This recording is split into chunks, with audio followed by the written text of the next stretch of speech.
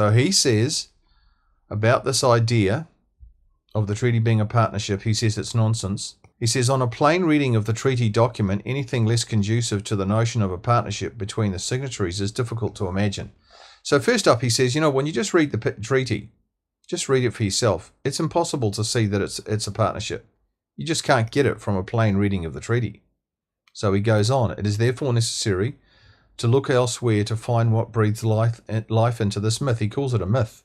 The idea that the treaty is a partnership, he says, is just a myth. And it is.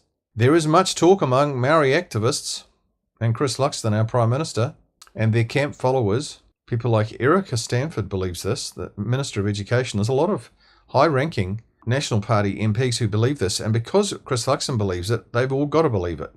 Because you can't not believe what the Prime Minister believes, and you're all called to believe the same thing, because that's how it is.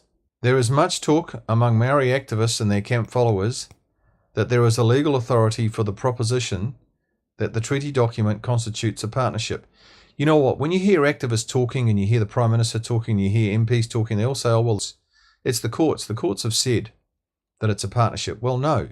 Anthony Willis blows the lid off that and says, no. It's not what the court said at all. You're just making it up. So he says that there is a legal authority for the proposition that the treaty constitutes a partnership between an indeterminate group of those claiming Maori antecedents and our sovereign government. He says there's no way